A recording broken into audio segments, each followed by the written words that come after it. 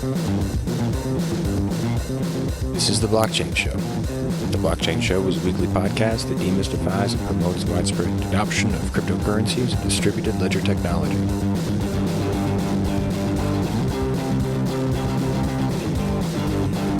This week on the show, Ethan and Steve talk to Simon Dixon from BnkToTheFuture.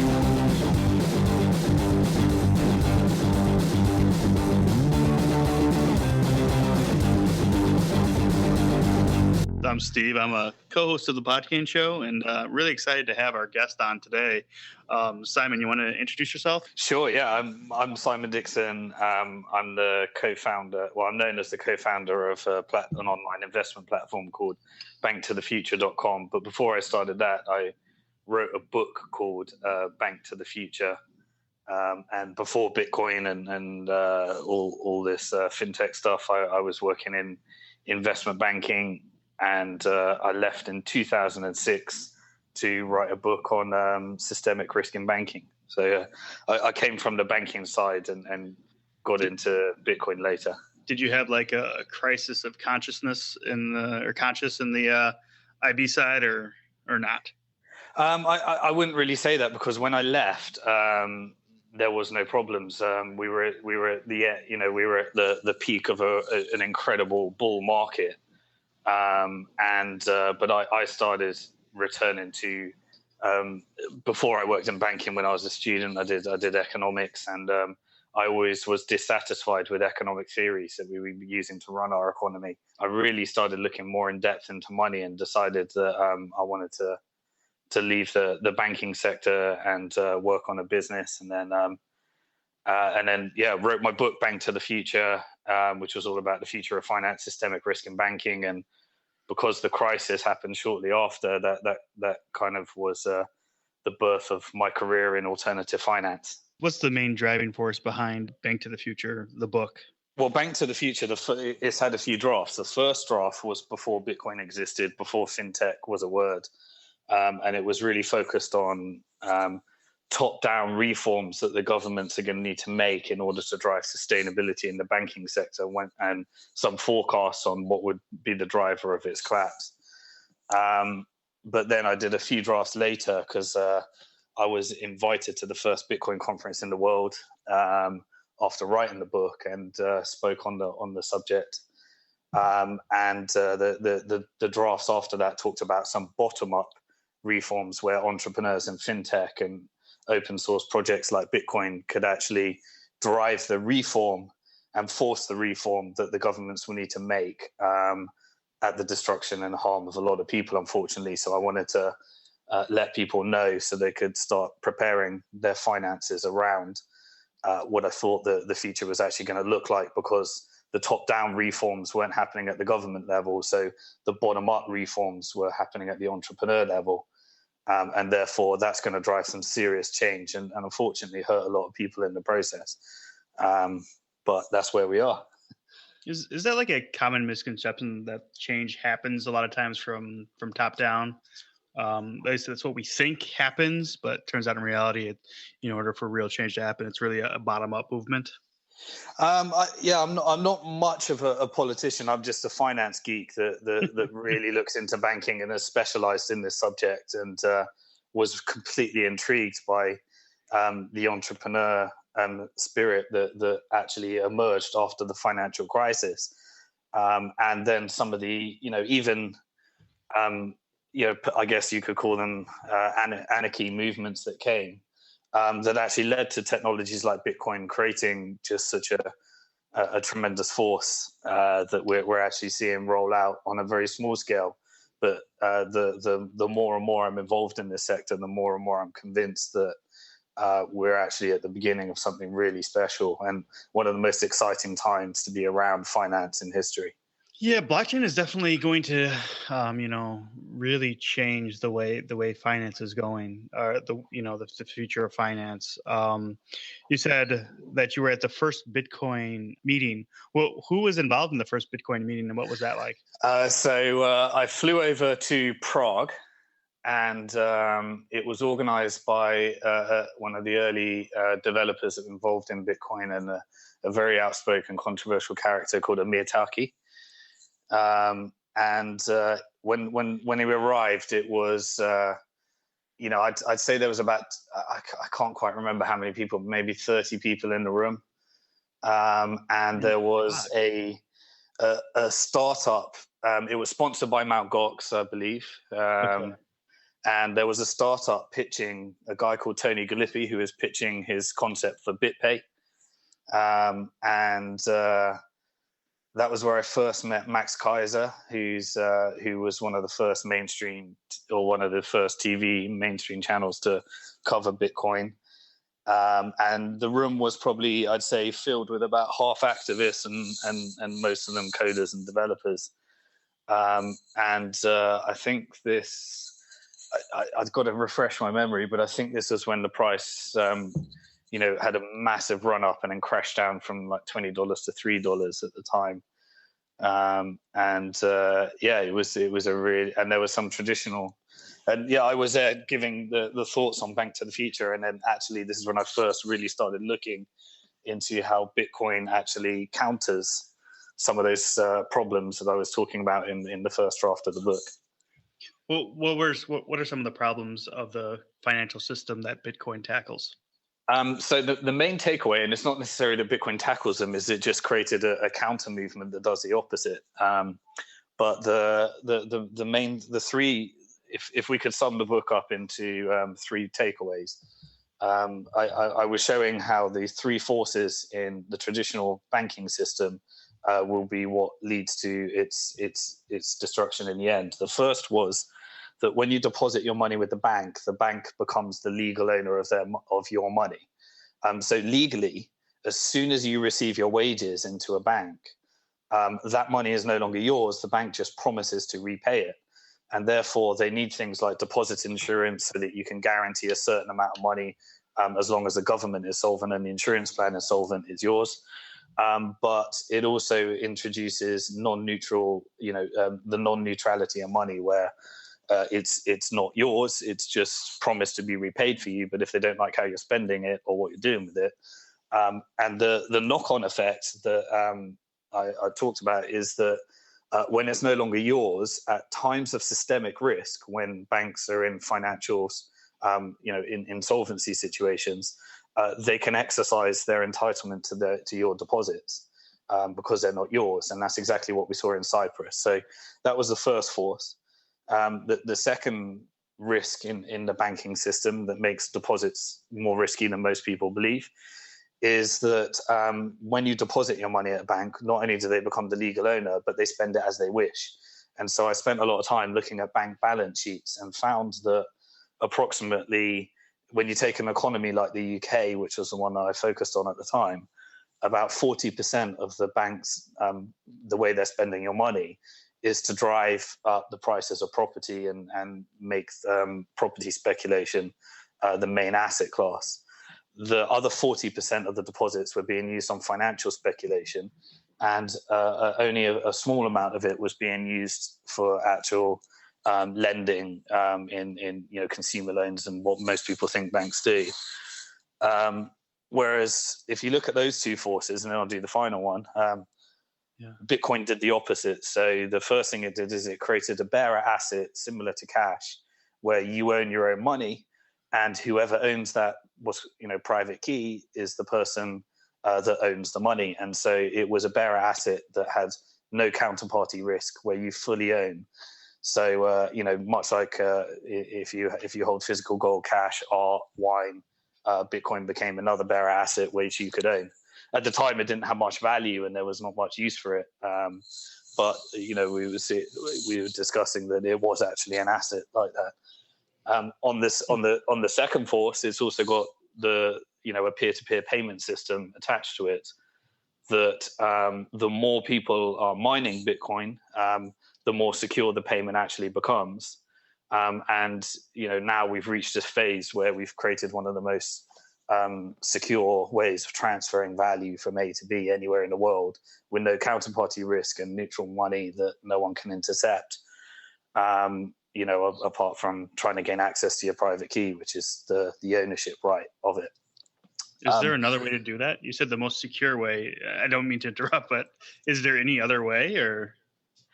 Well, I mean, in terms of transferring online over, globally, there's I don't know of any other asset class where you can own it and you can transport it from A to B without any kind of interception. And as we speak, Bitcoin is the only asset class that can do that. Okay.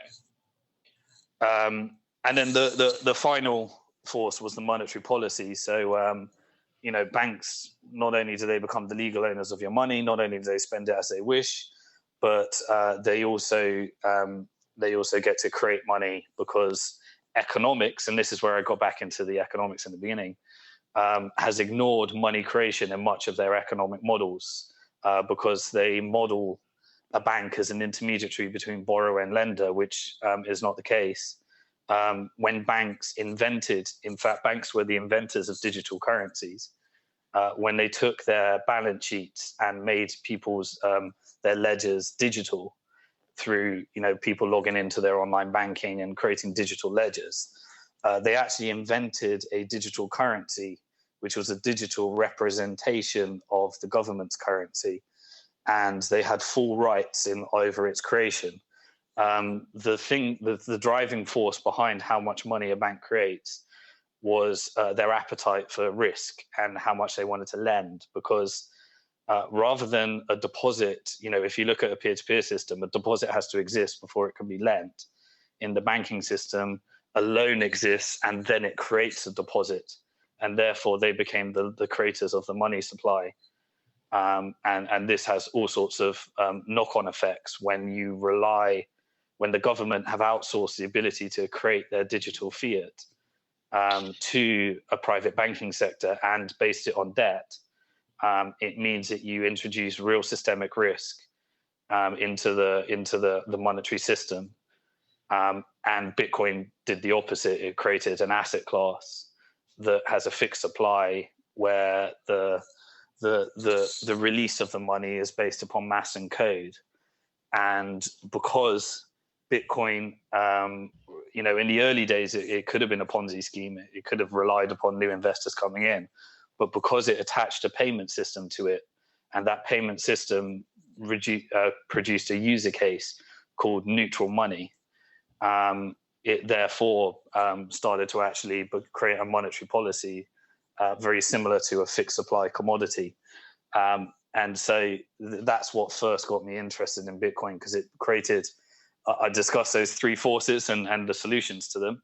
And then Bitcoin created an alternative economy, which did the opposite of those three things. So that was really interesting to me. I never thought it would come this far, but it did. Yeah, such an interesting experiment that Satoshi created and has been working for the past 7 years. The way money is created, at least in America, is just so strange to me that when you go into a bank and you get a loan, I mean, Bitcoin didn't invent digital currency, and people talk about, sometimes saying, like Bitcoin is a digital currency. Well, the dollar is a digital currency. 80% of all dollars are digital. There's such a small amount of dollars that are actually physical green, M1, I think is what it's called. Mm-hmm. And so when you go into a bank and you get a loan, the bank now has, 10% of that is all they keep in actual cash reserve or that they actually have on their balance book, and the rest is just created out of thin air. That's actually a very common myth as well. People think that fractional reserve banking exists, where they actually keep 10% on reserves and lend out 90%, and then it gets recycled. That model completely broke many, many years ago. Now there is no reserves. No. And you just simply lend based upon a bank finding a market that they think is creditworthy, that isn't going to explode the money supply. And so what happened in 2007, you had some banks that were leveraged, investment banks that were leveraged 365 to 1, but the investment bank's business started to intersect with the retail bank's business. and therefore investment banking was being used as a way to loophole many of the regulatory reserve requirements that don't actually exist. So in the end net effect is, if you think fractional reserve banking is a Ponzi scheme or a scam, it's actually a lot worse because the reserves aren't there either. Scary to think about. Yep. So how is Bitcoin and blockchain going to fix this? I don't necessarily think Bitcoin and blockchain is going to fix it, but if you're asking me to do some more crystal balling on where I think this is going, we've now found genuine utility for Bitcoin, which is that Bitcoin, I believe. So when I started investing in the sector, one of the first investments we made was in BitPay, and we've invested in about I think we're on about 45 to 50 odd companies since then in this sector. I had an investment thesis which was the opposite of what the venture capitalists did. I believed that Bitcoin had the first two user cases would be the underserved, and the underserved could be split into two sectors, which is those that can't get merchant processing, which was the first user case of Bitcoin, which was the illegal activities. And also the underserved in that those who don't have access to banking, or their traditional domestic banking didn't give them access to global financial services. And I believe that Bitcoin could bring a lot of people in, and that was an original theory. So we started investing in some of the liquidity providers and exchanges. We invested in BitPayzer in Africa, Unicorn in India, BitSpark in Indonesia and Philippines, Bitso in Mexico, all the people that could drive bringing more people into global financial services. The second thing I thought it would do would be a hedge against economic uncertainty and bank deposits, systemic risk in bank deposits. And so I believe that was going to be an asset class for the ultra rich as well. So we had the two parallels. We had the ultra rich that were going to start hedging into gold, art, wine, and Bitcoin. And at the other side of that, we had genuine utility and financial services for those in the financial inclusion. Now, the middle market is where all the venture capitalists started investing, i.e. BitPay. We invested as well, but merchant processing for people in America, businesses in America, and various other countries that are fairly advanced, that have good banking systems. And so a lot of the venture capitalists were put off with the slow growth of Bitcoin, because I believe that they were investing in the sectors where it didn't have the biggest impact. So then really, really interesting things happened after that. And that was that the venture capitalists who had all invested in the Bitcoin businesses started speaking to some of their other investments and started trying to push the market and see if it could integrate with banking. And so a lot of the VCs would then arrange conversations between their investments and a lot of the banks and financial institutions. And then suddenly, out of nowhere, a couple of the banks actually went public saying that they're investigating this technology. And what they did is because of Bitcoin's background in serving some of the markets that banks and compliance don't want to be involved in, they created a new word for Bitcoin called blockchain. And this blockchain word was just a compliant way of saying Bitcoin, in my opinion, because I still believe there's only one blockchain that works. There's only one blockchain that can be relied upon. Not to interrupt, but blockchain was in the Satoshi white paper. It was actually two words. Sure. Whatever. But they popularized it because they didn't want to use the word Bitcoin. Because of the publicity that happened prior to that and some of the events with Mt. Gox and lots of challenges Bitcoin had along the way in becoming what it is today. And so this whole blockchain thing then created a wave of the largest companies in the world all investigating how they could do or what they could do with blockchains. And my belief is that there's not much they can do, because the original invention of the blockchain, Bitcoin, was a way of eliminating counterparties. And in order to eliminate counterparties, you create this proof of work mechanism where people are mining and verifying everything. And that's decentralized all around the world and controlled by nobody. And you need a bearer asset in order to incentivize people to perform that proof of work where they're verifying all the transactions. That model does not fit into many centrally controlled companies that think that they can get utility from blockchain, but actually they will introduce massive risks into their models, which is they'll need a bearer asset that can be hacked, and that's a problem. Especially when you introduce it into a company or that type of structure. So we had this massive distraction around blockchain that I believe the end result is that many of the proof of concepts and all the consulting industries and everything that's been created around that will just introduce ginormous risk that at a very small benefit to a lot of the companies. And so then it comes full circle back around to Bitcoin at that point, because what Bitcoin has created is the ability for you to own your own assets, to transfer it from A to B, and to have a monetary policy that means that it encourages savings and is a deflationary currency and a commodity and a stock and a technology and a protocol, which is why it's challenging for all these tax advisors and regulators to figure out how to utilize it or what it is. And then the final part of the story is the central banks then all came along and started saying, well, we're going to create our own digital currencies. And so now the big buzzword right now, every week, if you read the announcements, is a new central bank saying they're creating a new digital currencies.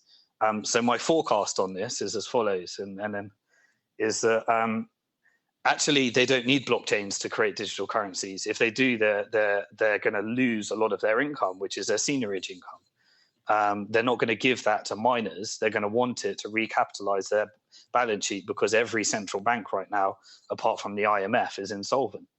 And so they need to recapitalize. At the same time, they're driving a war on cash, like we're seeing in India at the moment. And so what they want to do is create a digital version of the fiat currency and issue it. And we've got about 6 of those right now from central banks. You can use them as we speak. Those digital currencies are backed by the currency that works domestically. But the problem is that the next step of that is their war on cash, so that they want to track everything. They want to automate tax collection, and then they want to switch off your currency if they feel you're not doing what they want you to do. So I believe the end result is all of this is good for Bitcoin, because I believe that people, as the whole ecosystem evolves, they'll realize that actually the only way to avoid and circumvent the systemic risk that we're having in banking is to actually hold a currency that works without the systemic risk. And while Bitcoin has its own challenges in volatility and having to secure your own private keys, I believe that cost will be worth it as we see more and more challenges with traditional currencies. But I believe it will be integrated direct into central banks. So like one of the companies we invested in, Bitso, they've got a direct integration between their Bitcoin exchange and the Mexican central bank. When central banks are issuing their own digital currencies, they are doing that because I can only think of a couple of reasons. One, systemic risk in banking. They need a way to protect against that, so that next time when a bank goes bust, they don't need to bail out. They can let them go bust. And they can replace depositors' money with central bank money. And also part of their war on cash, because they want to track and trace everything. But their money will be a worse form of money for store of value. However, it will be a better form of money for spending in the local economy. So I believe in the future, wealthy people will hold a lot of some of their wealth in Bitcoin. It will be interchangeable with traditional fiat currencies. The government have now, by central banks issuing their own digital currency, reformed banking exactly as I was, kind of saying in the original book. But inadvertently, it's all happened through entrepreneurship and technology innovation now, and not through government policy or politics. And so it's really, really interesting times. It will be interchangeable, and you can spend your local currency issued from a central bank, but it's not backed by debt.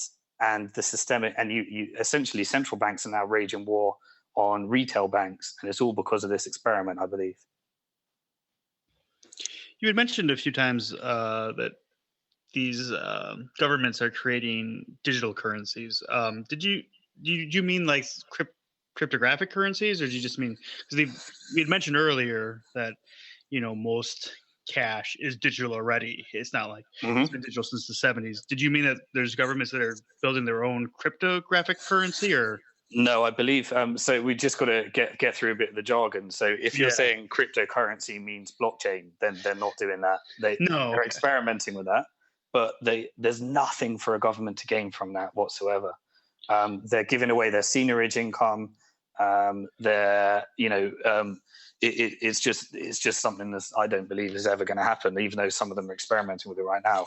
What they are doing is they're creating their own digital currency issued by the central bank rather than by the private bank, which means it's not backed by debt. So it means that money is created directly, much like they created quantitative easing as a way of injecting money into large corporations that they hoped were going to employ more people, but instead they bought back their stock and created a stock market bubble and a bond market bubble. And didn't have any bottom line impact as wages continued to decrease, and people started to get poorer and more of their money was being used on repaying debt. What they could do is they could directly allow people to exchange their bank deposits for central bank reserves, and then you've created a debt-free currency, but you create a new set of challenge, which is that you need to trust a central bank. I think I prefer having my money at a private bank than a central bank. In terms of trust there. What do you mean by a private bank? So at the moment, if you have money in a bank, if you have a positive balance on your online banking, it means that somebody else is matched with debt at the moment.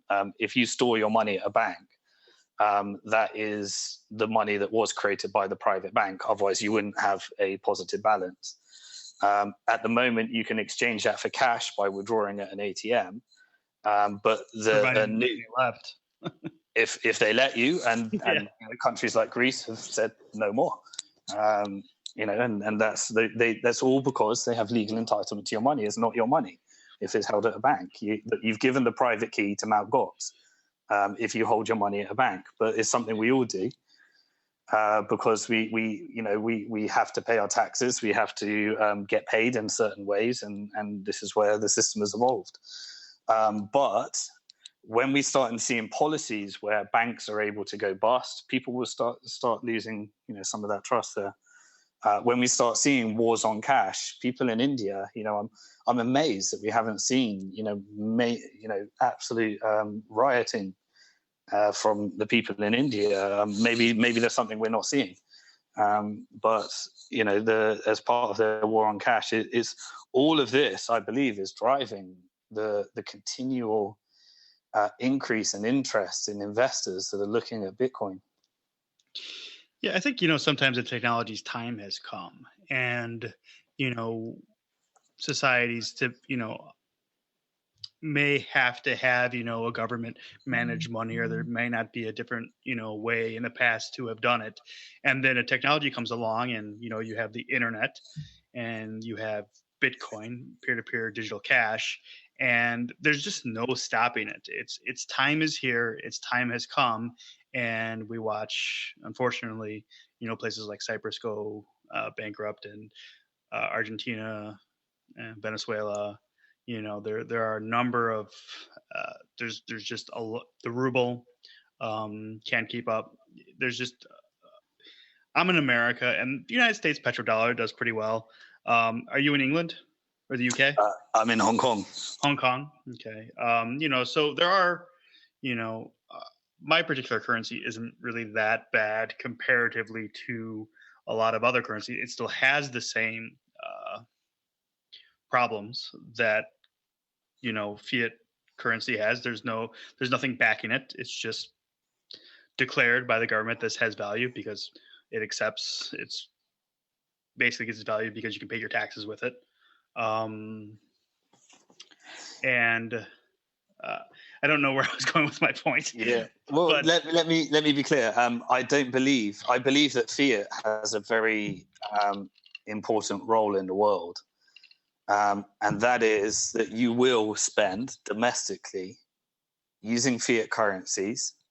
And that behavior, I don't think is going to change, whether the central bank issues it, whether the private bank issues it, whether it's cash. That behavior is not going to change.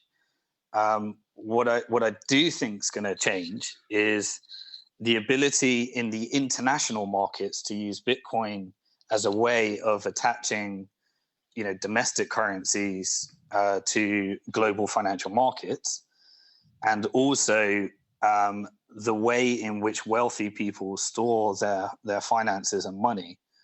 And that creates incredible challenges for governments, because all of these are based upon global markets, whereas taxation and government policies and regulations are all about domestic markets. And this is just a classic once-in-a-lifetime what should I say, era that we're in, where the world is going global in terms of their thinking. Many people ask me, what can Hong Kong do to encourage the blockchain? And I say the reason that blockchain and Bitcoin, and there's some large exchanges and companies here, is because they're doing the exact right thing, which is step out of the way. Because I don't think in terms of jurisdiction. I don't think in terms of that. The only reason I have to think like that is for tax and regulations only, not in how I actually use things. And how governments are going to catch up to that trend, because they do not know, how to handle that economy. And I can't even think of the answers to that, because it's such a complex challenge. That we're alive in this time when that model is changing. And I just want to say one thing. I really don't want the destruction of banking and fiat currencies. That will not be a pretty thing to happen. That will hurt a lot of people, and the world will not be a nice place to live in, just so that we can earn some more money through our Bitcoin. But so, I think you're going to have an interoperable economy where the role of fiat currencies becomes less significant, but it still serves that purpose as a stable currency for spending domestically in your economy. And Bitcoin has an impact in the global interoperability. I can't even say that. How these different currencies and institutions interact with each other. How would you do loans in an inflationary currency? So in a deflationary currency. So if I take out a loan for 10 Bitcoin, and it's worth like, $1,000 USD or something. Never mind my question. Sorry about that. No, I do think you're touching upon an interesting point in that. So, when you're in your domestic country, the reason that volatility is not an important factor and inflation is very hidden and hard to see, but they feel it, definitely in the property markets, and that's because banks direct all money to property markets. But the reason that volatility with Bitcoin is a bigger issue than with any other currency is, firstly, it is volatile because it's less liquid. But secondly, we've got massive volatility in all currencies, many currencies at the moment.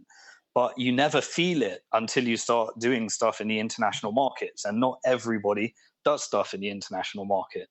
And so most people just stay domestically in their own currency, and therefore volatility is never a thing that factors into their thinking.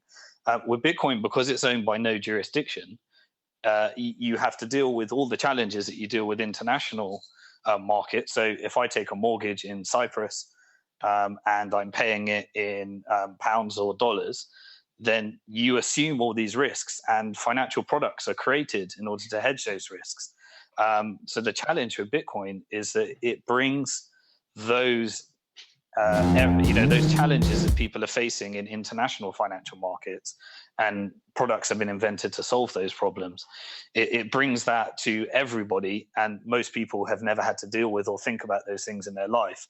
But unfortunately, the way the economy has evolved now is everybody has become a financial speculator and trader just to make ends meet. And if they're not becoming a speculator and a trader, they're probably getting screwed by the system, and their disposable wealth is going down and down and down.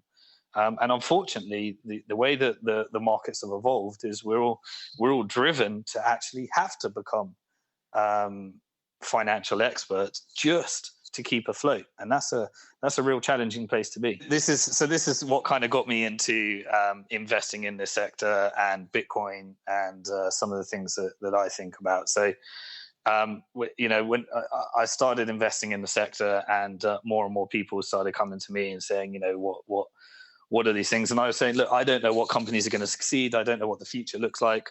I've written a book on the subject. I believe that these are my crystal balls, but anything can actually happen. But one thing I do believe is that the future of finance looks very different from the past.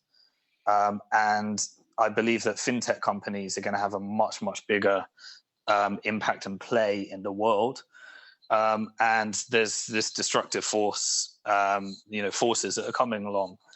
And so I didn't know which companies were going to succeed, so I wanted to invest in them all.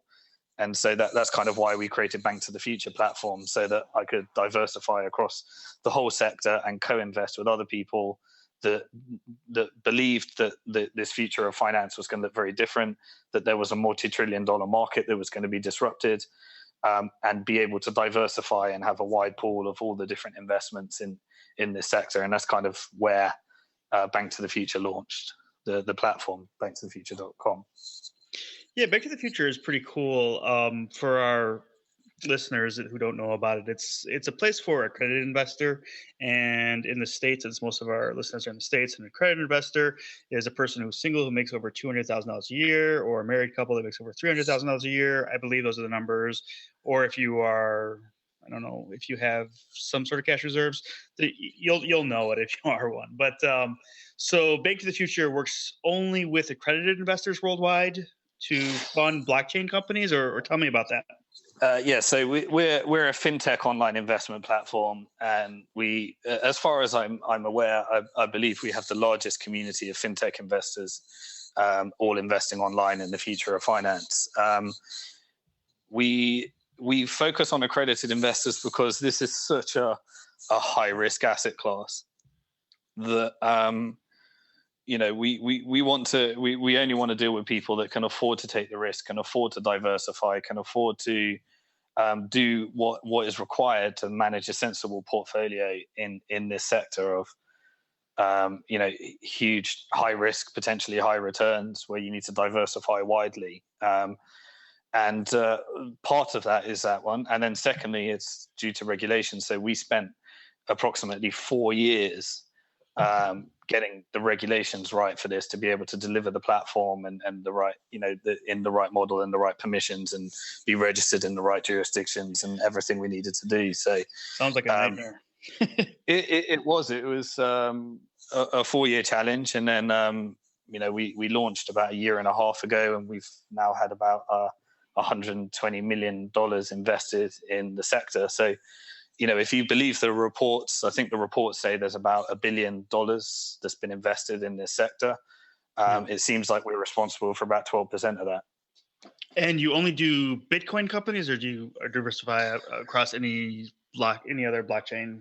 We have no intention of going beyond our fintech niche, because it's all about the future of finance. And fintech is going in many different directions now, and the technology behind some of these, this stuff is being used in other sectors and other verticals. So we try to stick with our, we've gone outside of our niche slightly with things like, we did Kim.com's Mega Upload 2. We did MadeSafe, which are looking to build, use some of the same encrypted technologies for different user cases. We did Storage, which is looking to do blockchain file storage.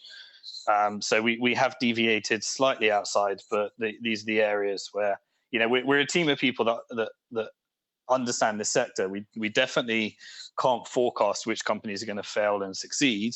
That's up to our investors. But we know the sector, and we're looking to stay niche to that sector. It just so happens that we've done a lot of the Bitcoin companies that you may have heard of. What's Kim.com like? What was that deal like? That was a very challenging deal, because in order to put that together and to do that in a way, So this is a hugely risky deal because of Kim's ongoing legal challenges. But our legal counsel had to mix with their legal counsel, and we found a way for those that were willing to take such a huge risk to build something that the investors were very passionate about seeing, and make sure all the correct disclosures were there. But Kim's he's a trooper, he's a fighter, and he's really excited about bringing new technology now that he believes the environment has changed since he was being first targeted. Looks like you're doing the accredited side of Airbits. They also have a non-accredited investor in the States. If you want to go to WeFunder, do you do a lot of partnerships like that where these companies have multiple sources of funding and you kind of handle the regulatory framework for that particular side of it?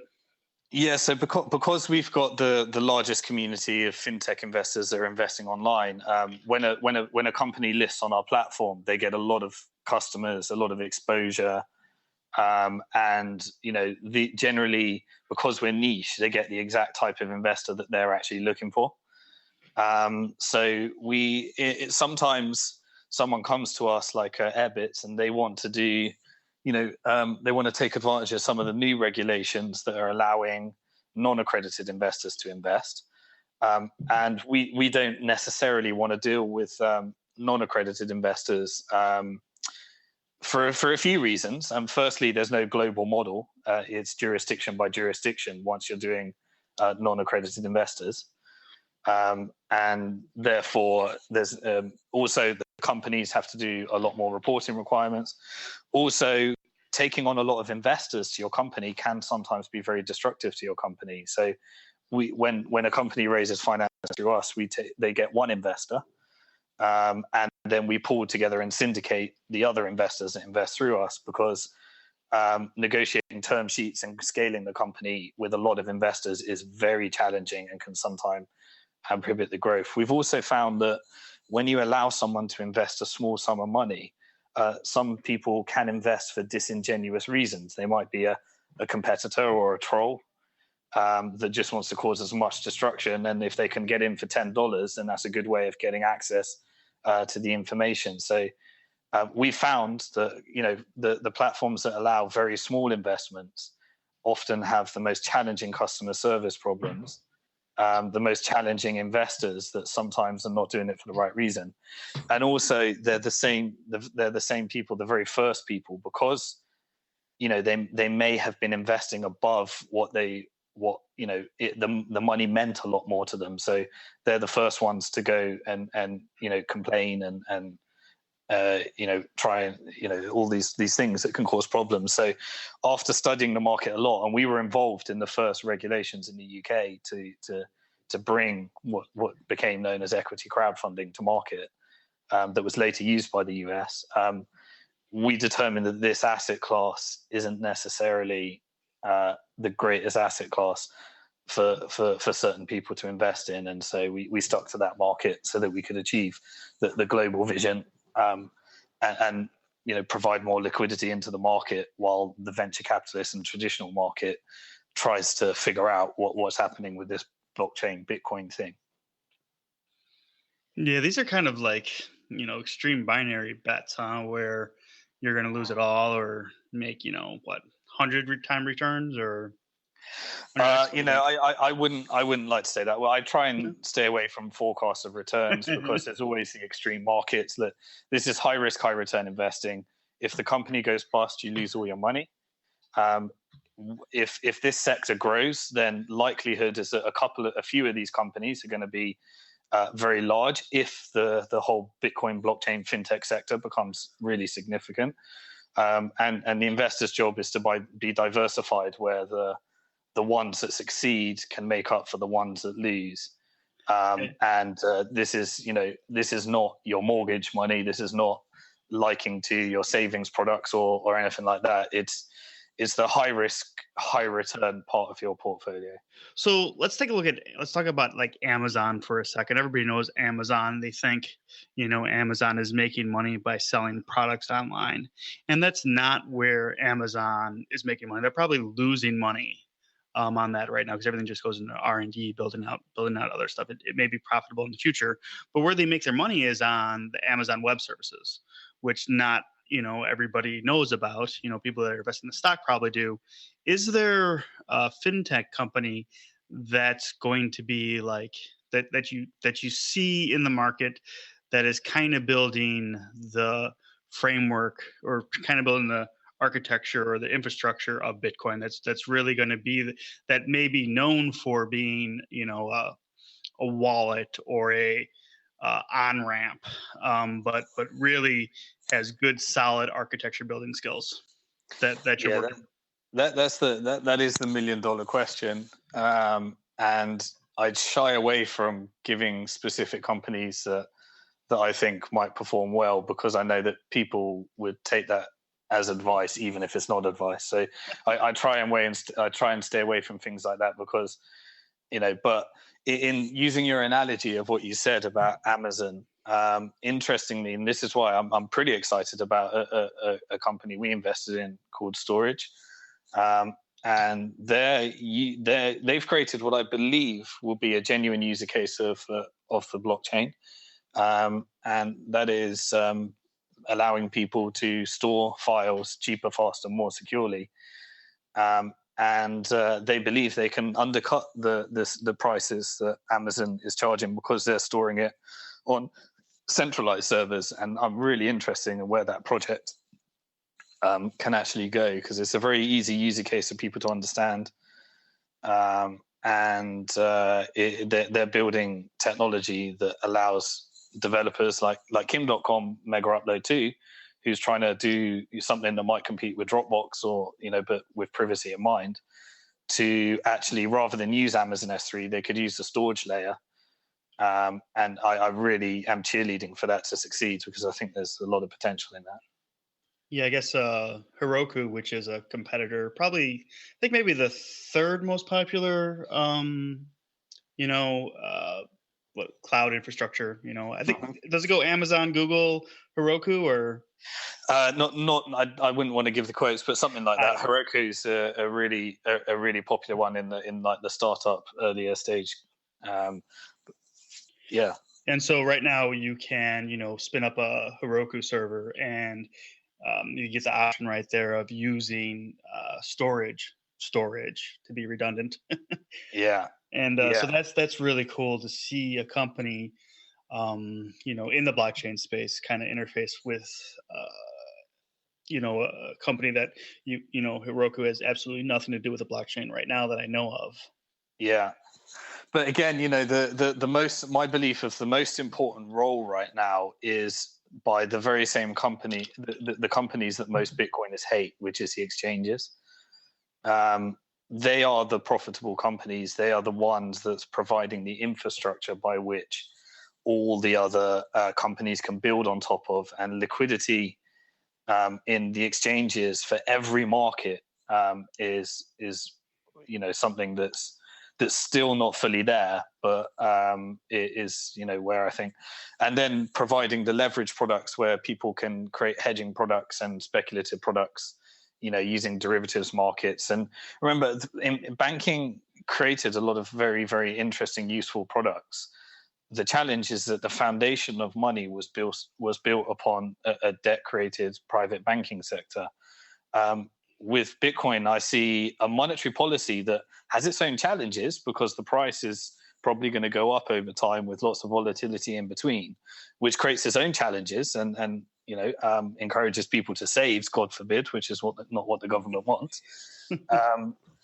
But you can use that foundation to build a lot of the same products that investment banking created and rolled out so well, but without the debt-based system underneath it that creates the systemic risk based upon those three things that I talked about when we first started this call. Interesting. So you have no confidence in, or not, I don't know about confidence. What would you say about something like MakerDAI or the MakerDAO. Are you familiar with their product at all, or no? No. No. Okay. So is this another version of the DAO? Is this? It was like, a DAO is just a term, decentralized decentralized autonomous organization. And a lot of the times these DAOs weren't actually decentralized or autonomous, or it was just kind of like a buzzword. Like the blockchain is used a lot as a buzzword. Nobody really knows what a DAO will look like because it's only been in science fiction writing up until this point. Mm-hmm. But so MakerDAO is a decentralized autonomous organization that allows and I don't have a finance background, but allows people to purchase Maker DAIs, which are a counter token that I don't really understand the system. I can't really explain it that well. So I'd say a couple of things. Firstly, in my opinion, there's only one DAO that's worked that I know of, and that's Bitcoin. It's the only decentralized, autonomous, whatever you want to call it, thing that's actually worked, and that's because Satoshi Nakamoto remained anonymous, and they were building the blockchain and Bitcoin and the mining power and the proof of work at a time when nobody cared, and because nobody cared about it. It wasn't such a huge incentive to be hacked and attacked. And all new blockchains, because the world is more, affair and they understand a bit more about blockchains, any new ones that launch, they don't have the same advantage that Bitcoin had, where they could figure out how to become sustainable and build out a lot of the architecture in a time when nobody cared. And that's why Bitcoin is where it is. And the second thing of why Bitcoin is where it is because all of the events that led to Bitcoin becoming so scandalous, the Mt. Gox scandals, the Silk Roads, everything that led up, the pump and dumps that happened all along the way, the robots that manipulated the prices, everything that happened in Bitcoin, the very negative press that it got, was all needed in order to get to the point where we are today, where we now have a steady, nice, upward trending, deflationary currency, technology, stock, commodity, whatever you want to call it, that it's growing on increasing user case and increasing volume. And all of that was needed. And that's why, I find it a lot of the innovation that's happening around blockchain, I'm always a proponent of, and I've invested in, a fair few of these things to see what can actually happen because it's part of the diversification. Yeah. But they need to be using Bitcoin because I believe Bitcoin has a network effect similar to the internet that will never be repeated, and there's no point recreating. And while you can create lots of innovation about all the flaws that you want to put out at Bitcoin, but what I think we've seen over time is that actually a lot of those flaws were actually features rather than bugs. And the conservative nature of the development team behind Bitcoin has actually, they've had a lot of criticism, but we still got Bitcoin that's still working. And in my opinion, nothing else is working well. Are you referring to the block size debate or the spam attacks? All these things, they can. Bitcoin's had many challenges along the road to getting to where it is today. The block size is the latest one in scaling issues. I find that debate so unfortunate. It's just, I don't know. I just find the whole, the way the debate is going to be a little bit personal attacks and just sure. And I would hope that these technical ideas could be debated on the merit of what they are. And this is why I'm still kind of a fan of equity, because the block size debate shows you what happens in a DAO, because there's no governance model, so your boardrooms are there for everyone to see and everyone to participate in. And that comes at a cost. There's challenges around that. But Bitcoin has a completely good, valid reason. And because Satoshi Nakamoto is anonymous, You can't go to Satoshi and say, please, I want to influence my way. And you can with every other blockchain because it's created by people that we know, and that creates immense challenges. And I never understood the importance of that until more recently. Yeah, the fact and that also, the equity side as well. Before the DAO came out, many people were coming to us and sending messages and tweets to us. The DAO, Bank to the Future's over. We got the DAO. Why would we need anything? And I always said, equity does not really need disrupting. Equity comes with great legal protections. It comes with interoperable jurisdiction legalities. It comes with investor protections. And it's got years and years and years of lawyers behind it that have created a product that works pretty well in terms of limited liability and that type of stuff. So a DAO, while I'm all open to the innovation, I don't think equity was a bad product that needed disrupting in the first place, because you can still use technology to automate a lot of the functions of, we've done a lot of that at Bank to the Future. But the additional legal protections and contracts that come with it are very useful, and they're there for a very valid reason. But I can see one user case. Okay. And that is regulatory arbitrage, which is trying to circumvent regulations so that you can pull any investor into the market. Whether that's a feature, a bug, or a benefit, or a bad thing, or a good thing, will only evolve. But one thing I do know is that a lot of people investing in these blockchain ICOs and stuff like that, they're all for no regulation when it comes to investing. But as soon as they lose money, they all go running to someone should get the SEC, someone should get regulations. They shouldn't be allowed to do this. What law are we going to use in order to get them? And so they want the best of both worlds, I think. Yeah, it's unfortunate. I personally am in favor of people having the freedom to choose. I don't particularly think that we should, just because somebody makes less than $200,000 a year, they should stay away from this class of investments. I think, they're full grown adults who are allowed to make their own decisions.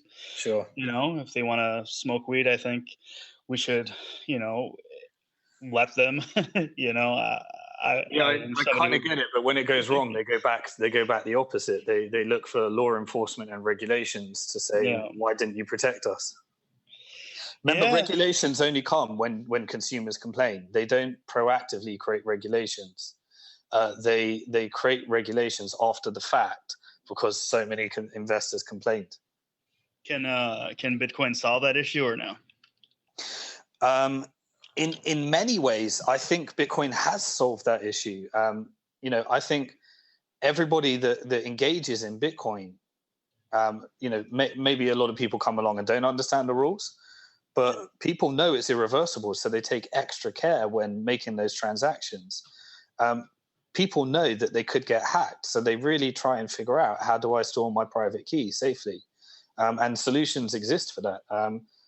People know that they're not going to be able to go to their local regulator unless they can attach it to, a company or some kind of structure. So in many ways, Bitcoin has solved that problem, and people are playing by the rules. And when they lose their money, they lose their money. Whether that's a good thing or a bad thing, you can have financial institutions sit on top of it that introduce counterparty risk but solve some of those problems. But what Bitcoin is it's a no counterparty risk protocol that works, where you can transfer value anywhere in the world from A to B, but you can't change the rules unless you introduce counterparty risk and deal with an exchange or something like that. I think there were some companies who were trying to, kind of insure each transaction, and but the amount that they would have to charge it just made the product too expensive. It was something that nobody really wanted to pay the actual cost of that, which we have in the dollar, where we have these reversible transactions or in fiat currency. But that's a cost that we as consumers bear. We just don't know that we bear it every time we use fiat. Yeah, I mean, the merchants are assuming that cost. There's a reason why The merchants, 40% of Visa and MasterCard is all on fraud prevention, is because they need those reversibility of transactions and centralized arbitration and all those things. And that serves a role. And that's why I don't think Bitcoin eliminates fiat currency, because there's a time and a place when you want fiat currency, and there's a time and a place when you want Bitcoin. And it's when those two interact, and it's when the main thing, as kind of talked about earlier, is that if this Bitcoin experiment has firstly given the people the ability to opt out of the traditional financial system, plus it drove the central banks to create their own digital currencies, which then eliminated the problem of systemic risk in banking and introduced a new problem, which is central banks becoming retail banks and all the challenges and problems that can come with that. It's a really interesting place that we've now come to. I've said it a few times that I don't know where things are headed. I think that anybody who says that they do is just, it's such a space that is just so tough to figure out. To really know what the future holds for things. But I do know, I don't. It's tricky to try to pull out a crystal ball and see what's going to happen. So do you envision a future maybe with, say, you could directly exchange Bitcoin for, say, stock in Facebook, and the stock would be synthetic, contained only on a blockchain, be instantly, what do you call it? Not resolved, but settled. Yeah. It's where the transaction is the settlement in, say, stock purchase or, no, for a couple of reasons. The reason, firstly, is nobody wants their Facebook stock to be a bearer asset where you have to protect your private key and it can be stolen from you. The only reason you ever want that is if you're dealing with a currency that can do stuff that other currencies can't do, such as Bitcoin. So nobody wants the ability for their stock to be hacked. They don't want they want a centralized register. The ability to change that when things go wrong. The second thing is instant settlement is not a technological problem. It's a compliance problem. The technology in order to settle instantly exists. For example, in the UK, you can do faster payment, instant settlement, banking transaction. The only challenge they had to overcome is the regulatory challenges involved with that. So it's a compliance issue, not a technological issue. So I'm not sure what additional, I can't see the user case. Example, we're on top of this sector. At BnkToTheFuture, we run registers of all the investors that have invested in a certain SPV that we've set up. And I've thought long and hard about what benefit could come from using that into a blockchain, and I really struggled to find one. It would be great, some kind of notarization where you could check the history of that in a way that doesn't rely upon the trust, and but there's challenges that come with all those problems, because then you introduce private keys into the equation, and then someone else's stock being able to be hacked, there's immense challenges there.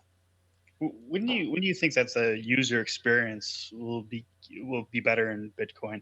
Right now you keep mentioning the private keys and keeping those secure. Will there be a time where that'll just be easy to do? Where, say, I hate to use the proverbial, my grandmother could use it, but when will my grandmother be able to use Bitcoin to purchase, stuff off Amazon? I think the answer to that is in the hands of entrepreneurs, and entrepreneurs need to create great services, great user experiences that sit on top of this technology. And if anyone's doing that, then that's the type of thing we're looking to invest in. I do want to talk about, I don't know if you're following legislation in the States, but I guess the Office of the Comptroller of Currency decided that they were going to issue some sort of, I don't know if you're familiar with it, some sort of where all the different, right now, each state sets their own policy. And I guess the Office of Comptroller wants to say, no, it's going to be the entire country and not, each state won't be able to determine their own laws regarding cryptocurrency. Do you know anything about that or no? I don't know. I don't know too much about it, and I'm not. Yeah, I mean, America has real challenges in the segregation of state law versus federal law, and that's one of them. A lot of companies they're in America just simply because of the funding, the venture capital, the markets, but that's a very good reason why not to be doing this type of innovation in America. And that's why a lot of jurisdictions like Singapore, many other jurisdictions that are looking to compete in this market might win some of the market share, and the investment markets are going way more global. I think we're reaching that point where there's less importance in Silicon Valley and geography than there has been in the past. It's still important, but this global thinking of picking the jurisdiction that's most suitable for the legislation of the fintech that you want to create, and knowing that there's global solutions for still raising finance. We can't quite reach the point where we can close a funding round the size of a huge venture capitalist yet. But if we continue on the growth path, then there'll be global finance at the same time as picking the best jurisdiction, and that breaks again the geographical dependence that startups have had in where they're located. So you think New York's time as the would you say New York is the financial capital of the world right now? That's a very interesting question. Wall Street is still very important. Wall Street has the US dollar. The US dollar has gold and oil priced in US dollars, and therefore the United States can do things that other countries can't do. And it also has the international agreements through its foreign policy, whereby it has military bases in many countries around the world, and people are saying we'll join the American philosophy. You take care of the defense in these bigger issues, and that's kind of like the unwritten agreements of the world right now. And so America has a very unique position in the world. But if you look throughout history, the end of almost every empire is normally inflationary and financial and currency related. So, US dollar is still, I love Bitcoin, but US dollar is definitely, the most useful currency in the world still. What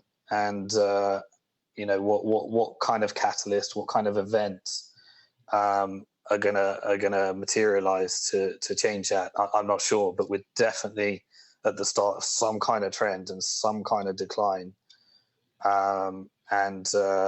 Maybe that's just a movement towards the next generation of people all being brought up with global thinking, where jurisdiction is less important to them in the way they manage their affairs. You think Singapore or Toronto or is it San Pablo in Brazil? Is that a big one? No, I mean, all of these countries are all looking to, why are so many countries coming out speaking about supporting blockchain? It's because they've all got a fear in them that they want to stimulate the next industry in their economy. They want to create the next wave of jobs. And if banking is going to be disrupted, they're making a slight bet that they could end up creating a load of jobs and economic growth for their country by supporting that sector. Those opportunities are only going to go to the jurisdictions that have the most to gain and the least to lose. So, jurisdictions like Jersey, they're a banking, jurisdiction. The jurisdictions like Singapore, while they've got a lot of banking relationships there, they can also afford to take more risks with their regulatory structures and try and become a hub for blockchain and Bitcoin and Isle of Man and all these other jurisdictions. So, it's a government level decision. But here's the important thing that I've learned. It's great to have competing jurisdictions so that fintech startups can go to the jurisdiction that's most suitable to allow them to do the innovation that they're looking to bring to the world. But almost all of them are looking to do global solutions. And on the ground. Some of them are on the ground things, but people are thinking less and less in these ways. Yeah, definitely. A lot of these places will be able to leapfrog. They won't have to, they have no banking right now, but large impact of Bitcoin is going to, reach these places where they can skip over, private banking in that fashion and go directly to much more. How do you describe it versus, It's different. It's but Bitcoin allows you to own your own money, to spend your own money, and it's based upon a monetary policy that should encourage savings and increase your purchasing power over time. It also allows you to intersect with the global markets as entrepreneurs create more solutions that you may not have been able to do before.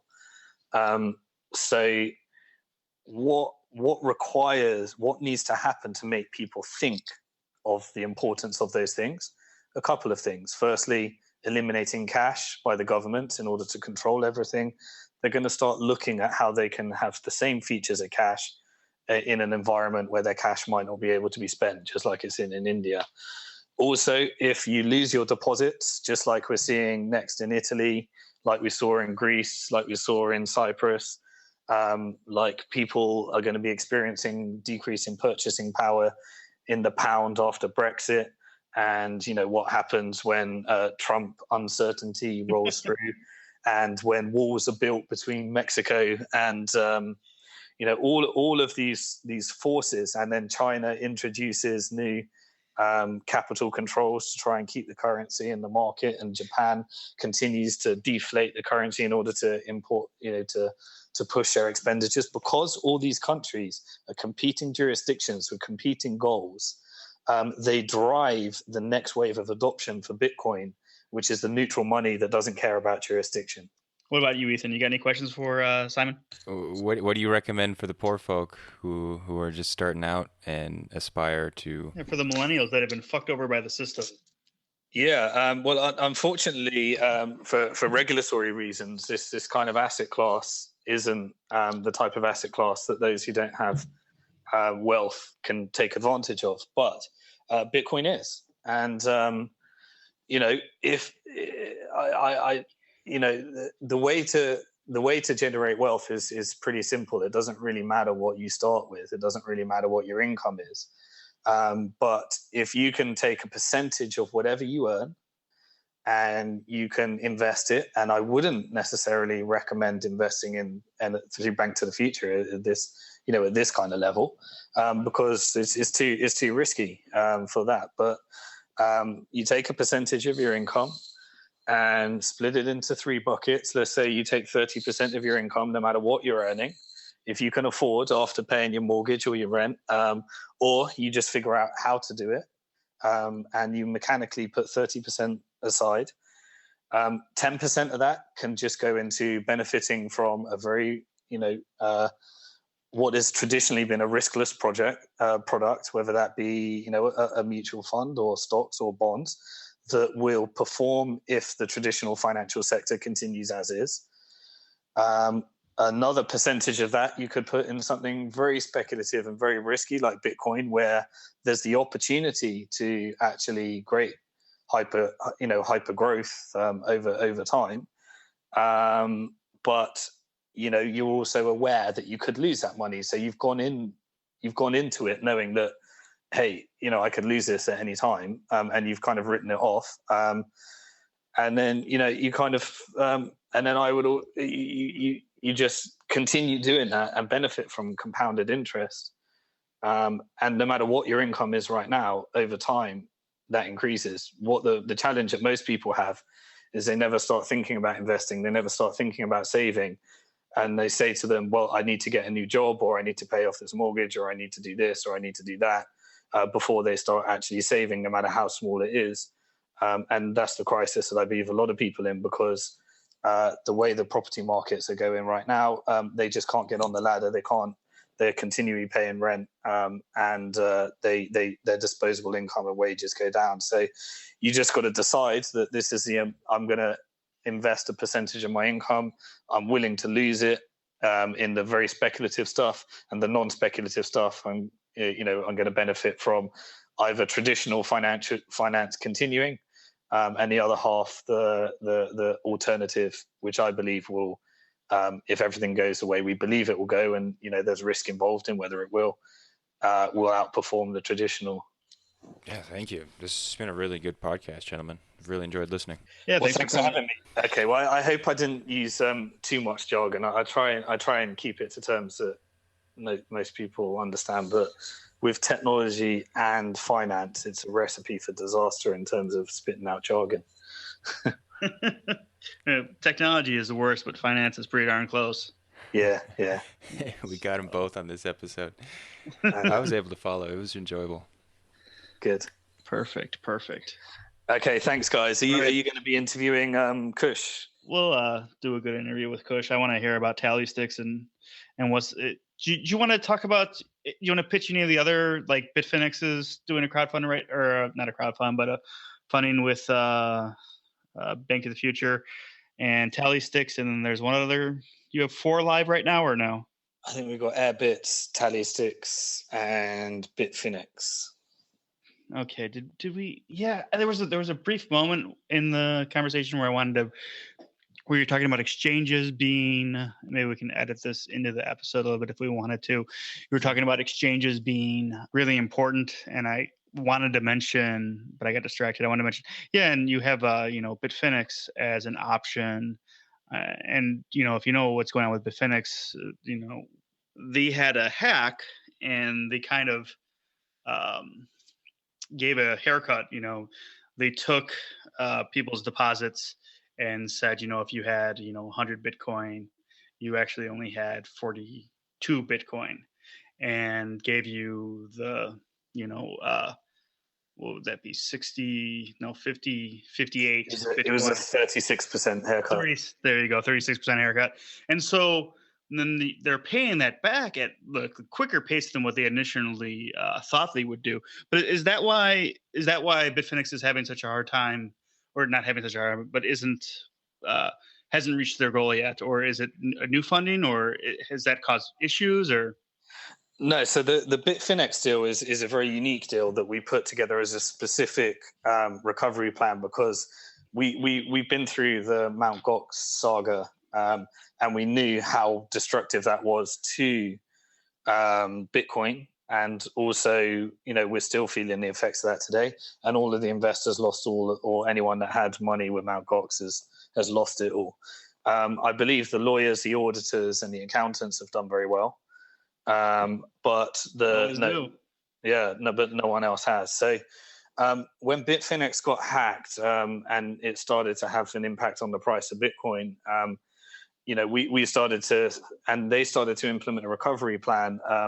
We wanted to get our legal counsel to discuss with their legal counsel how we could support a faster recovery, and actually see if we could support in any way make investors whole again. So I believe that what Bitfinex did, for all the criticism that everyone will give them, and they have received, they, 1 week after having $72 million stolen from their customers, were trading again rather than going bankrupt. They issued a token called BFX token, and they created a new user case for the blockchain that we haven't seen before, which is they created a token that represented the amount of money that was stolen by the hacker. And they decided, rather than, Bitfinex is a bit unique because they do a lot of, they've got a peer-to-peer lending market where people can lend their US dollars in order to help speculators that want to go long or short on Bitcoin. And so they had a large US dollar balances as well as Bitcoin. So although it was only Bitcoin that got hacked, they had the option to socialize the loss. And so they gave everybody a 36% loss, but everyone could withdraw when they got back up in a week or so. But they created a token that represented the 36% loss, and it traded on a market. And so those that were, completely not forecasting anything good for the Bitfinex hack recovery, could just sell their token, and immediately it was issued at $1, and the price went down to about 30 cents on the dollar. So for those who had debt that Bitfinex owed them from this hack, they could sell their debt at 30 cents on the dollar and be done with it, and then they only lost, and I'm not saying only because I don't want to trivialize it, but they lost, about, let's say, 30% of their deposit, even less, about 25% of their deposit. Which is pretty good for an exchange that might have gone bankrupt otherwise, or I don't know if bankrupt's the right term. Well, correct, because it would have been bankrupt, certainly. It was over. They didn't have 72 million on reserve to plug the gap. So they decided to take this approach. Those that wanted to speculate on them could buy those tokens at 30 cents on the dollar, and Bitfinex, if they continue to grow, they will be repaying those tokens at $1. Locking in, for a speculator, they could lock in a 70-cent profit if they got repaid, with the risk associated with whether they get repaid or not. But what we did at Bank to the Future is we set up a special pitch just for victims of the hack that had BFX tokens that were, if they were accredited investors, then they could convert their BFX tokens for equity in the company. And if you wanted to invest in Bitfinex, rather than taking their valuation, you could actually buy BFX tokens. And at this point, they went from 30 cents on the dollar to 60 cents on the dollar. And you could get a 40% discount off equity in Bitfinex. And of the 72 million tokens that were issued, we had approximately 30 million of them, I think that come close to 31 now, that converted them for equity in the company, which then took the debt down from 72 million to 31 million. And then Bitfinex started actually repaying some of the token holders bit by bit. So they chipped away at about 3.5 million. So they're now, the maximum that they wanted to do was up to 72 million, which represented 100% conversion, which was never going to happen. It was just the option. And now they're trading again. Their volume's going up, and they've still got a lot of the liquidity. And a lot of their customers have now become their shareholders. And there was an opportunity for speculators to, make some of the money out of it. And for those that were more risk adverse, to only take a smaller haircut. And in the end, I think they created a model that will go down in economic textbooks in history as a disruptive model to liquidation proceedings. Has there been anything like that in history, or no? Is that brand new, thanks to Absolutely the blockchain? not. That was 100% fintech innovation that led to and this could all still go wrong if Bitfinex goes bust. Then it will go down as a disaster as well. And then you try it again with, changing a few inputs and trying to make it better. I mean, there's going to be, a way for companies to, not when something goes wrong, to not have the lawyers get all the money, to have the company try to stay afloat in some other way to, socialize the loss, I guess, if you want to call it that, to do something other than, okay, well, it's going to go bankrupt, so let's give it all to the lawyers and the judges or whoever else is involved, Yeah, so purely as an investment, some people, bought BFX tokens at 30 cents on the dollar, kept half of them, which are being gradually redeemed, and they may be redeemed at $1, locking in a 70% profit over time. They also took half of them and converted them to equity, which once the debt has been repaid, if Bitfinex, which was prior to this a nicely profitable company, they intend to distribute their profits through dividends. And this, for some people that took the risk on board, could end up to be one of their best trades. And a lot of the customers that didn't want to take the risk, I mean, it sucks, they lost some money, but they still probably kept about 80% of that in sometimes the worst case scenarios. Cool. I think I could probably ask you questions all day, but we do have to wrap it up. So Yeah, I could listen forever. This is a good episode. all righty, Simon. Well, we're gonna let you go then. But thanks so much. We'll interview Push on Monday, and try to get this episode out on Monday as well too. But I think if I'm thinking things right, it might be delayed a bit, but we'll see. Okay, no problem. All right, nice to meet you guys. Keep up the good work. Yep. Cheers. Thanks. Cheers. Bye-bye, and good luck with the new one. Thank you. Bye-bye.